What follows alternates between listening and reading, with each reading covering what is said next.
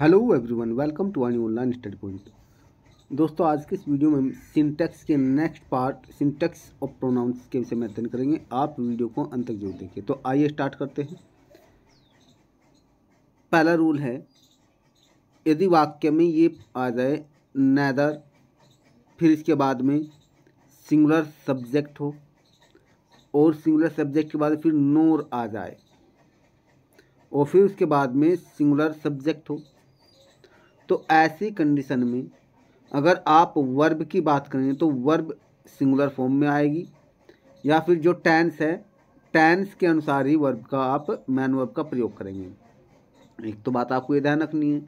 दूसरी, जो ऑब्जेक्ट है यहाँ पे, ऑब्जेक्ट जो है यहाँ पे जो सिंगुलर सब्जेक्ट है ये, इसके अनुसार यहाँ पे ऑब्जेक्ट आएगा और फिर आएगा कॉम्प्लीमेंट। नेदर का अर्थ है न तो, और नोर का अर्थ है न ही, यानी न तो मोहन और न ही सोहन। इस टाइप के जब वाक्य होते हैं तब वहाँ नेदर और नोर का प्रयोग होता है, नेदर और नोर का प्रयोग। तो एग्जाम्पल के द्वारा आप अच्छे समझेंगे। यहाँ देखिए, जैसे यहाँ पे एग्जाम्पल दिया हुआ है, ये करेक्ट सेंटेंस है।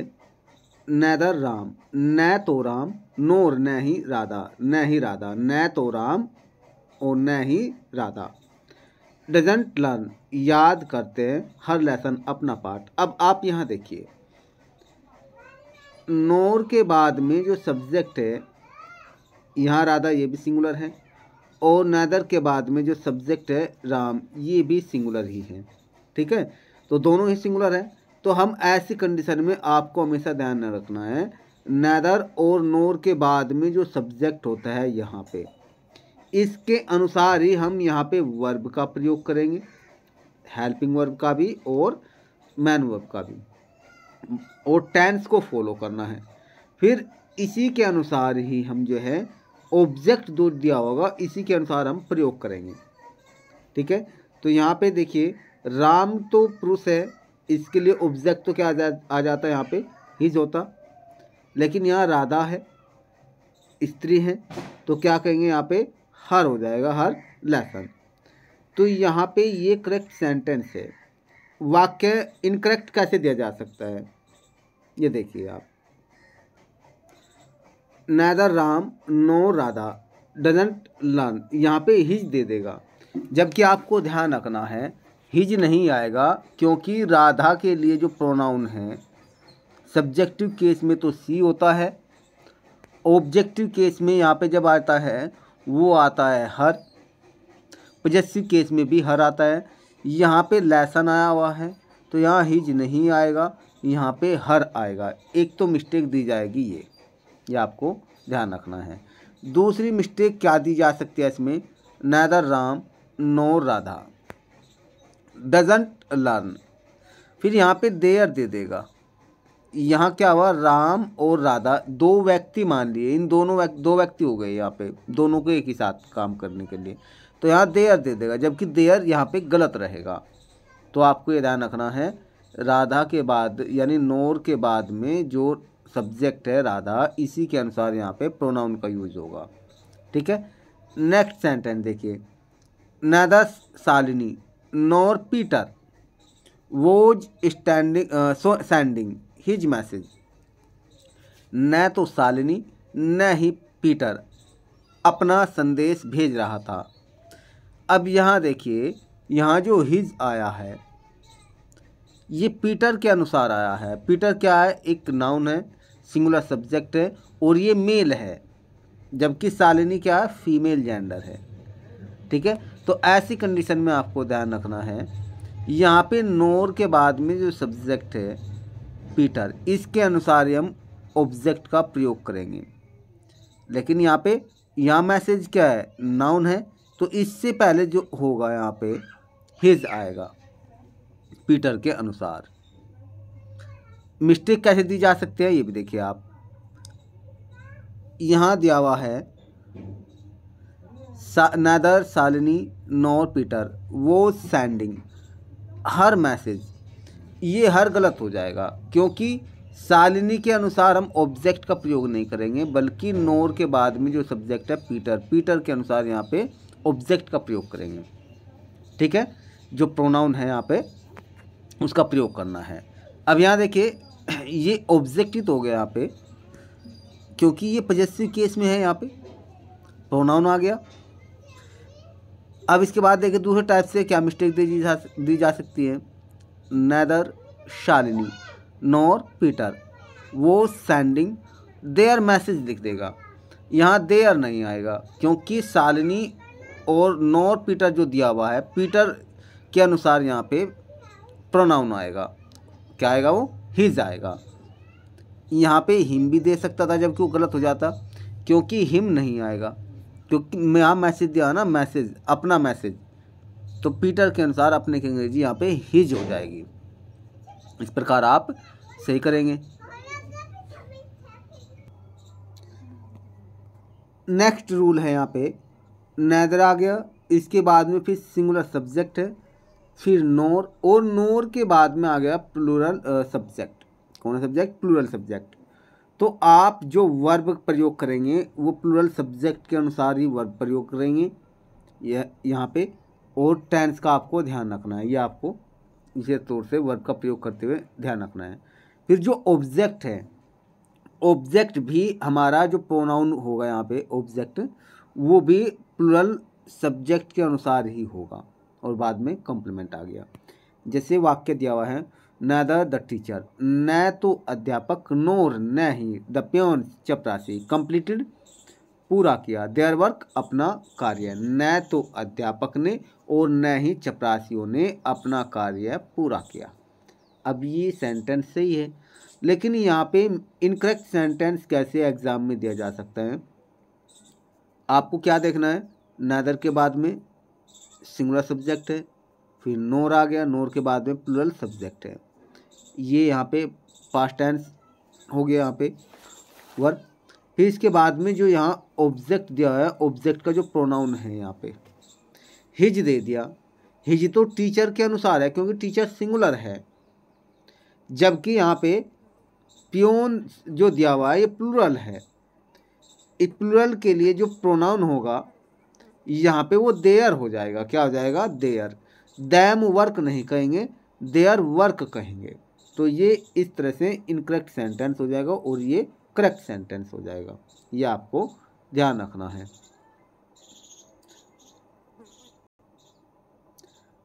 दूसरा टाइप से गलत कैसे दिया जा सकता है? Neither the teacher nor the peons completed him work कहेगा। क्या कहेगा? हिम वर्क, जबकि हिम नहीं आएगा, हिम नहीं आएगा। क्या आएगा? देयर वर्क होगा। नेक्स्ट रूल देखिए, नेक्स्ट रूल है यहाँ पे नेदर आ गया, और नेदर के बाद में प्लूरल सब्जेक्ट हो गया। फिर उसके बाद में नोर आया है, नोर के बाद में सिंगुलर सब्जेक्ट हो गया। तो आपको ध्यान ये रखना है, नोर के बाद में जो सब्जेक्ट है यानी सिंगुलर सब्जेक्ट, वर्ब जो है सिंगुलर सब्जेक्ट के अनुसार ही होगी यहाँ पे। ये आपको ध्यान रखना है, टेंस का रूल फॉलो करना है। ऑब्जेक्ट जो होगा वो भी सिंगुलर सब्जेक्ट के अनुसार ही ऑब्जेक्ट का प्रोनाउन होगा यहाँ पे। ठीक है, फिर इसके बाद में कॉम्प्लीमेंट और बाद में फुल स्टॉप। जैसे एग्जाम्पल के द्वारा आप अच्छे समझेंगे। यहाँ पे करेक्ट सेंटेंस दे दिया। क्या कहा? नेदर हर ब्रदर्स, न तो उसके भाई, नोर न ही मीना। अब यहाँ कैन चाहे प्लूरल हो चाहे सिंगुलर हो, कोई सब सब्जेक्ट हो, कैन के से कोई फ़र्क नहीं पड़ता, मॉडल वर्ब से तो कोई फ़र्क पड़ता ही नहीं। फिर कंप्लीट आ गया। अब यहाँ मीना है, लड़की है, इसके लिए हर वर्क हो जाएगा, क्योंकि हर तो यहाँ पॉजेसिव केस में है। मीना के का पॉजेसिव केस प्रोनाउन में हर हो जाएगा। वर्क इन टाइम, तो ये तो वाक्य कैसे हो जाएगा? इनकरेक्ट कैसे दिया जा सकता है? Neither her brothers nor Meena can complete. अब देयर दे दिया जाएगा। क्या दे दिया जाएगा? देयर, जबकि देयर गलत होगा, क्योंकि मीना के अनुसार हमें प्रोनाउन का प्रयोग करना है, हर हो जाएगा। ये आपको ध्यान रखना है। कुछ भी टफ नहीं है, बहुत ही आसान है।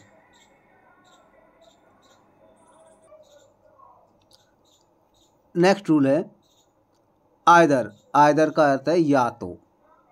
फिर इसके बाद में या तो सिंगुलर सब्जेक्ट हो या प्लूरल सब्जेक्ट हो। फिर आ गया और के बाद में सिंगुलर सब्जेक्ट हो या प्लूरल सब्जेक्ट हो। तो आपको ध्यान रखना है जो ये और दिया हुआ है यहाँ पे,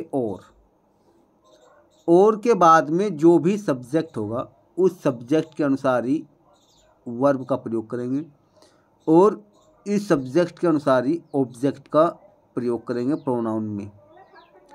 फिर कॉम्प्लीमेंट आएगा और बाद में फुल स्टॉप। ये आपको ध्यान रखना है।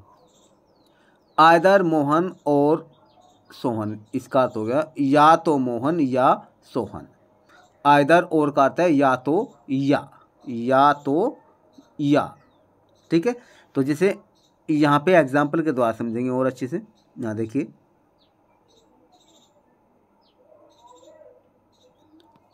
यहाँ एक करेक्ट सेंटेंस दिया हुआ है, आइदर द मैनेजर, या तो प्रबंधक, और या मैडम हैड लॉस्ट, खो दी थी, हर गुड्स, अपना सामान।